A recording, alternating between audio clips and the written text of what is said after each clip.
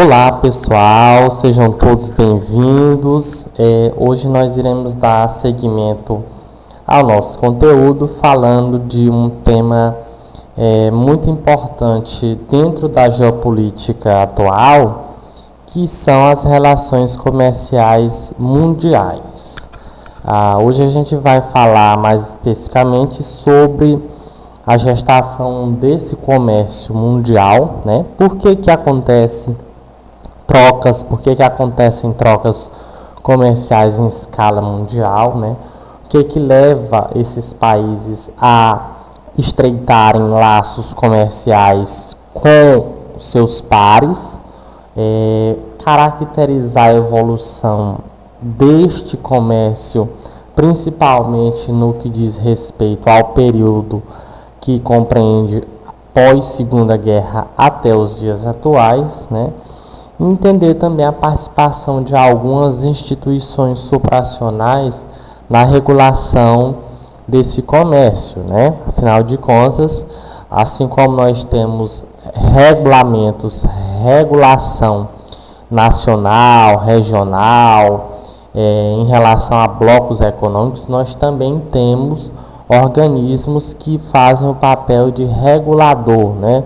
De estabelecer diretrizes para que esse comércio ocorra de forma a não prejudicar o mais fraco e nem a favorecer o mais forte. Então, seria uma organização supranacional que vocês já devem imaginar de qual eu estou falando, né? A gente também vai falar na aula de hoje sobre as formas com as quais os países cerceiam, protegem as suas relações comerciais dos outros, né? A gente vai falar de barreiras comerciais, né? Que obstáculos encontram os países ao tentar comercializarem em escala internacional, né? A gente vai falar dessas principais barreiras, tá? E também vamos falar um pouco sobre o cenário atual do comércio internacional. Então, fique ligado. Bom, quando a gente fala de comércio internacional, a gente primeiro precisa atentar para a definição desse termo, né? Comércio mundial, comércio internacional. Comércio nós já sabemos que é uma atividade econômica, né? Que promove trocas de mercadorias, bens, serviços. Então, o comércio ele pode se dar em diferentes escalas. Hoje nós iremos falar da escala mais abrangente do comércio, que é a escala mundial. Então, nós podemos ter relações comerciais entre os estados brasileiros, entre os países da América do Sul, entre diferentes cidades do estado do Maranhão, mas também temos trocas, transações comerciais que acontecem entre Brasil e Alemanha, entre Brasil e China, entre China e os Estados Unidos.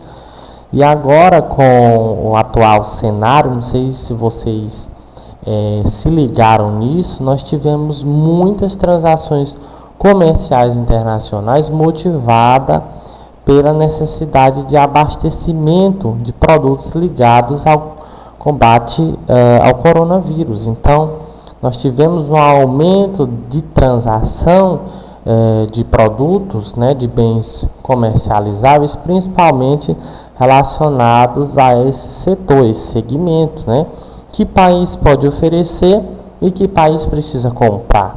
Porque a grande lógica do comércio, gente, independente de que escala ele ocorra, se local, se estadual, se intrarregional, se internacional, é a necessidade que alguém tem de comprar, né, para abastecer, para se autossuprir, e a necessidade que alguém tem de vender. Nesse caso, nós estamos falando de países, né, países que trocam essas mercadorias, esses produtos, né. Então, seria uma ponte, uma ligação, uma conexão. E a forma com que essas trocas acontecem, nós já estudamos, né? Como é que faz para que, por exemplo, o respirador da China chegue ao Brasil? Nós vamos precisar dos modais, nós vamos precisar da rede de transporte, nós vamos precisar da conexão logística, do planejamento.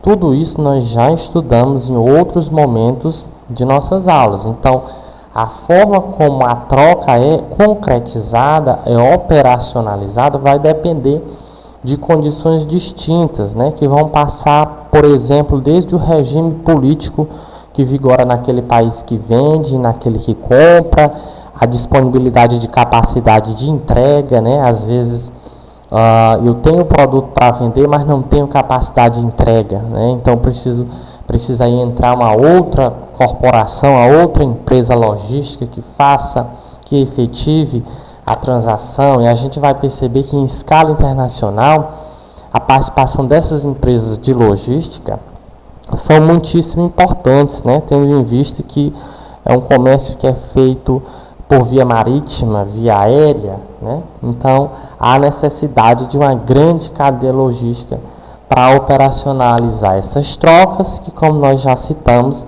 vão além das fronteiras nacionais. Afinal de contas, é uma atividade que é muito faz parte da história. O comércio ele faz parte da história. Você pode pensar o comércio, o escambo é uma prática comercial? Sim, é uma prática comercial. A gente não precisa pensar que o comércio é apenas aquela prática, aquela troca monetizada, em que se troca por dinheiro. Não, posso trocar por outra mercadoria, né? Afinal de contas, nós precisamos de novo voltar ao princípio. Eu preciso do que ele tem e ele precisa do que eu tenho. Bom, gente, aí está um fluxograma para que a gente verifique, analise, né, nesse mapa, nessa representação cartográfica, fluxos comerciais, né?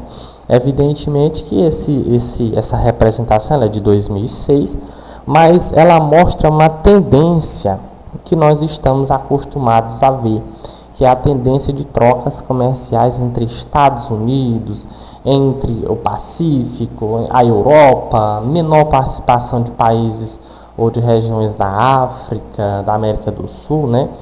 O que a gente consegue perceber aí? Se a gente for analisar detalhadamente pela legenda, a gente vai perceber que a moeda internacional, a moeda do comércio internacional é o dólar. Então lá em cima aparece o comércio mundial em bilhões de dólares. Então o dólar é a moeda de trocas internacionais. Perceba que quanto mais espessa, quanto mais volumosa essa seta, maior se dão os fluxos, né? E a ponta da seta indica a direção deste fluxo, né? De onde sai para onde vai, né? De onde é comprado para onde é vendido. E a coloração azul e laranja vai indicar se esse comércio se dá mais entre países das proximidades ou comércio de fora da região.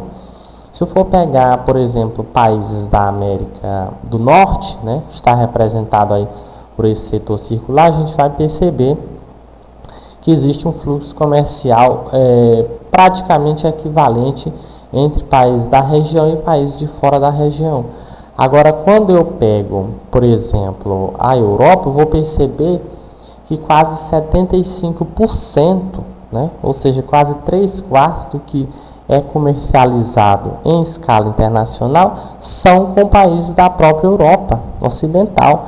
Então, você vai ver que existem condicionantes, fatores específicos de cada lugar que favorecem essas transações com países mais próximos e países mais distantes, né? Nós podemos pensar, por exemplo, que a Europa Ocidental é o berço da industrialização moderna, né? Nós podemos pensar também na disponibilidade de matéria, de produto que todos, né, praticamente todos esses países têm, né?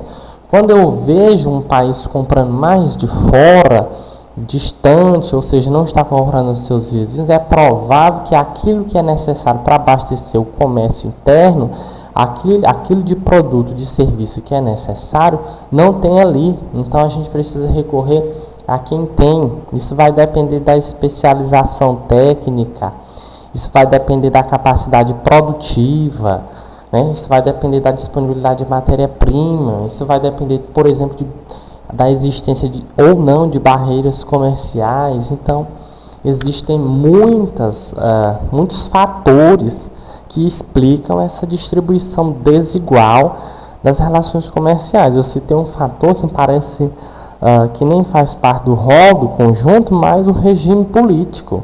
Né? Quando eu penso, por exemplo, países que politicamente são fechados, né?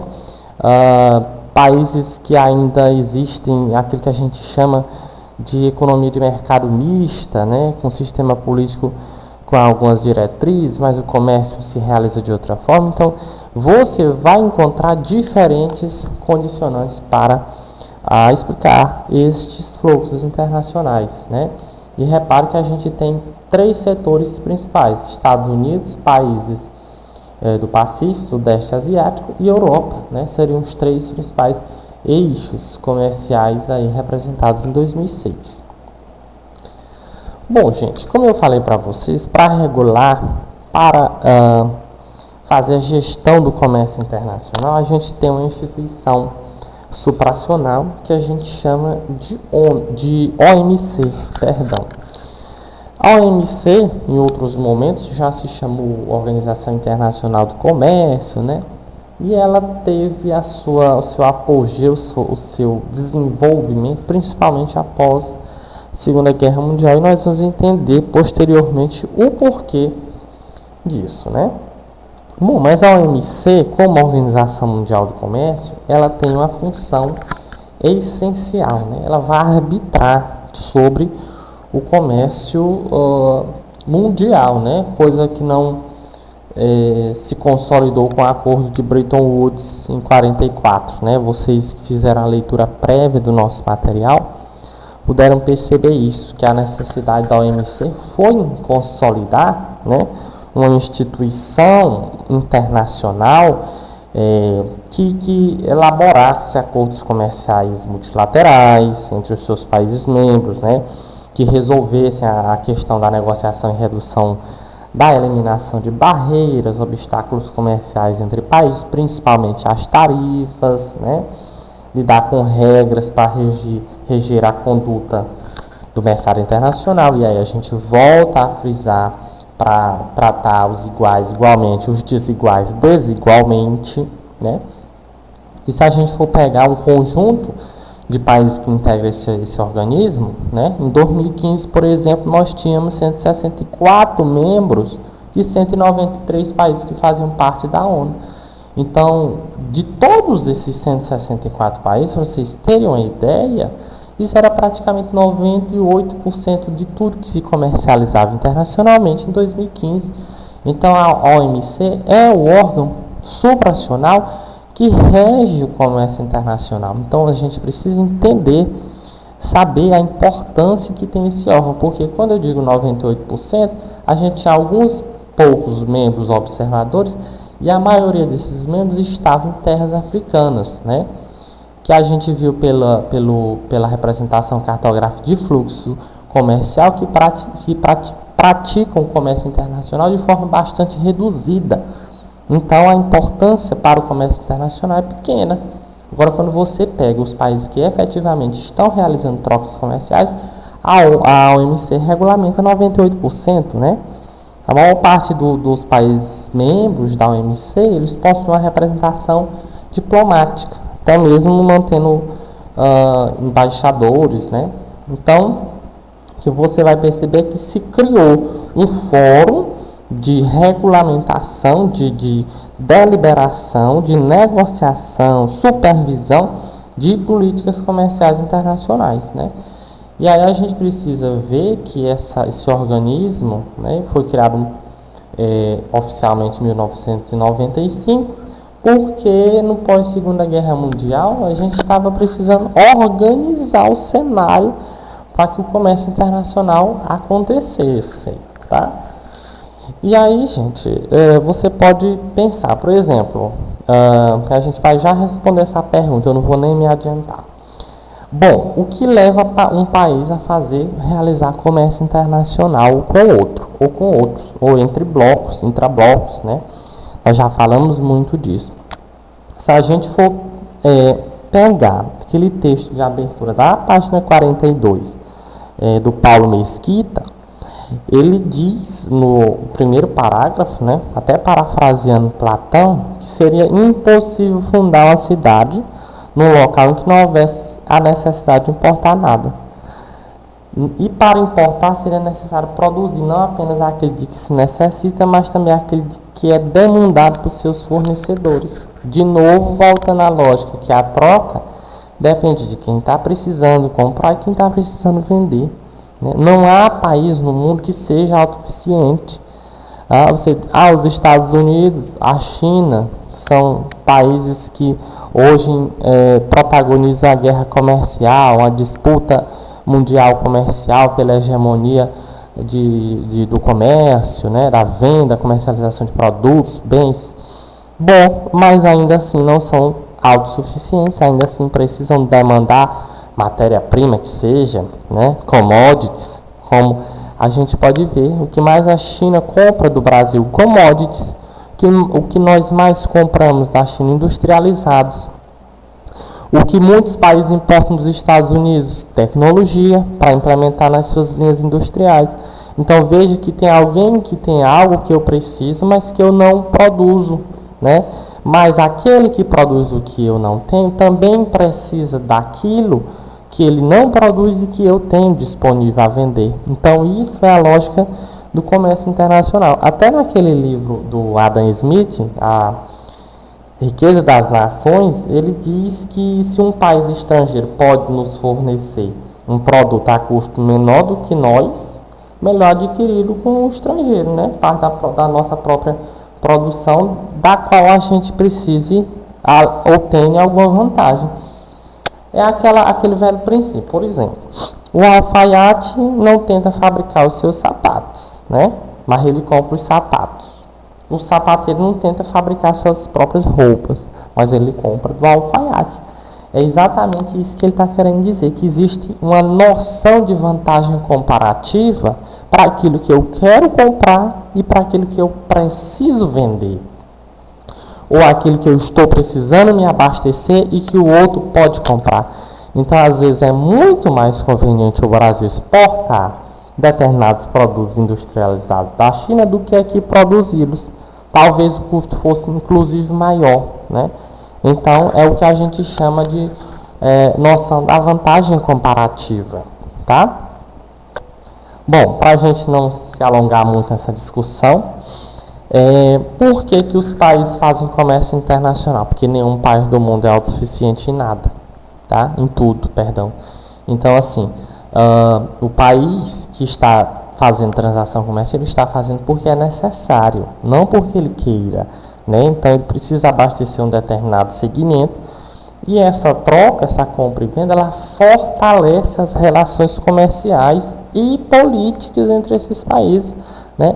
Às vezes a política precisa acontecer primeiro para que depois a comercial ocorra, tá? Então, essa imagem de fundo é muito bem representativa. Hoje nós temos acesso a diversos produtos que não são produzidos no nosso país, mas que estão no nosso cotidiano, made in China, made in Índia, made in Estados Unidos, made in México, né? Representando a lógica da circulação mercadológica que nós temos nesse atual contexto geopolítico de integração global do planeta. Inclusive, essa pergunta é da página de abertura. Selecione alguns argumentos do texto para justificar a importância que tem o comércio internacional, tá bom? Então, vamos à frente, que atrás vem gente. Porque após a Segunda Guerra Mundial, os fluxos mundiais ampliaram-se vertiginosamente. Gente, todos nós sabemos, não preciso repetir essa história, que a Segunda Guerra Mundial deixou o mundo em terra arrasada. Países com suas indústrias desestruturadas, a economia reduzida, fluxos comerciais praticamente limitados anteriormente a trocas bélicas, comercialização de material bélico, armamento, munição, né? E então esses países estavam precisando organizar-se, né? Eu não posso fazer transações comerciais se internamente o meu país está desestruturado. Vou vender o quê? Vou comercializar o quê? Né? Uma balança comercial que vai ser deficitária provavelmente não vai me ajudar em nada, né? Então, essa lógica de importar mais do que exporta não é vantajosa, né? É preciso que isso esteja em equilíbrio, né? Ou pelo menos em saldo positivo. Então, o contexto da Segunda Guerra Mundial era totalmente impróprio para fazer comércio. O que os Estados Unidos pensou? Não, nós estamos com a superprodução, e não era só de arma, não era só de munição, era de tudo. Os Estados Unidos estavam fornecendo tudo a todo mundo, né? Criou-se os planos de reestruturação econômica, comercial, como o Plano Marshall, que na realidade foi uma estratégia geopolítica dos Estados Unidos para a penetração de capitais norte-americanos em terras, principalmente europeias. Isso explica muito bem a parceria comercial que os Estados Unidos têm com a Europa, né? Mas era necessário criar instituições para fomentar o desenvolvimento e a organização econômica desses países. Aí você vai perceber que no pós-Segunda Guerra Mundial, né, os acordos de Bretton Woods não dão muito certo, né? Afinal de contas, o principal objetivo era evitar as guerras comerciais, né? Criar instituições que fomentassem financeiramente esses países, manter o mercado aquecido, mas para isso era preciso que tudo estivesse organizado, né? E aí é onde a gente vai perceber a participação ou interferência dos Estados Unidos na liderança de diversos acordos, como os que levam à criação do Banco Internacional para a Reconstrução e Desenvolvimento, o BIRD, né? Aquilo que leva à construção do Fundo Monetário Internacional. Então, pouco a pouco, esses países foram se reestruturando, foram se organizando, foi se investindo em infraestrutura como hidrelétrica, estrada, porto, hidrovia, quer dizer, se investiu na estrutura logística, se organizou financeiramente esses países, monetizaram-se esses países, reestruturaram a atividade industrial para que o comércio, a partir de então, tivesse sua ampliação, tivesse, de certa forma, a sobrevivência e consolidação da atividade comercial. Bom, gente, para finalizar nossa aula de hoje, que ela não pode se estender muito, né? Porque vocês também precisam ler, discutir conosco, nós vamos falar de barreiras comerciais. E eu coloquei essa imagem, os produtos brasileiros em containers e uma cerca. Parece que estão presos os produtos brasileiros, e não é por acaso. Container, vocês já estudaram comigo, né? Inclusive foi em março, a revolução do container. Não precisa eu dizer por que essa foto está aí, nem por que esses containers estão aí. Na realidade, o container foi a maior revolução para transporte internacional. Pronto, isso aí já define tudo. E barreira, você já sabe, é um barramento, é um obstáculo. Então, a barreira comercial é a barreira que determinado país encontra ao tentar transacionar em escala internacional. Como a gente já falou, fazer troca mercadológica, ela não inclui apenas uma negociação puramente comercial, né? Nós passamos pela política, e a política comercial é muito disputada, né? Afinal de contas, são muitos países querendo comprar, muitos querendo vender, muitos querendo ganhar e nenhum querendo perder. Então, gente, eu vou dar um exemplo categórico para vocês pensarem sobre barreira comercial. Imagine uma coisa muito comum. Imagine que você tem um produto disponível no mercado com preço X, né? E que, vou botar valor, imagine que você tem disponível no mercado um determinado produto tecnológico, um computador, que esteja sendo vendido por R$1.000. Esse computador é de fabricação nacional, é brasileiro. E as transações comerciais fazem com que aqui também chegue um computador com tecnologia similar, né, com qualidade equivalente, da China, custando R$700 depois de todas as tarifas. Qual é o computador que provavelmente será comprado pela população? O computador de 750, afinal de contas ele custa R$ 250 a menos e ainda tem qualidade equivalente. Ora, isso vai promover a quebradeira na indústria de computadores nacionais, né? Então o país precisa se proteger. Então, às vezes, existem produtos de qualidade superior a preço inferior disponível no mercado internacional, mas quando eles chegam aqui, eles são sobretaxados, eles são barrados. Isso é uma forma de evitar com que aquele produto chegue aqui e quebre a nossa indústria. É muito melhor que a nossa indústria esteja ativa, porque ela está gerando empregos produtivos em setores segmentários, em setores acessórios. Então, nós estamos com a cadeia produtiva organizada do que um produto que não é feito aqui, que não utiliza matéria-prima local, mão de obra local. Quer dizer, não gera dividendos sociais. Então, são a série de fatores que fazem os países barrarem determinados produtos. E aí a gente tem algumas barreiras. Então, a barreira comercial, gente, ela é uma medida protecionista. Protecionista porque visa proteger os países. Isso é feito através de leis, mecanismos legais, né? Lá você vai ter barreira tarifária, que é aquela relacionada a tributo. O país tributa um determinado produto, tornando ele mais caro, né? E aí coloca os produtos nacionais mais competitivos, né? Tem as barreiras não tarifárias. Nós temos dois tipos. Barreira comercial tarifária, é a que taxa o produto, o intuito é tornar o preço dos artigos internacional mais competitivo do que os similares disponíveis no mercado internacional, né? E as barreiras não tarifárias são aquelas barreiras formadas por diferentes medidas. Por exemplo, eu tenho a barreira que é ambiental, né?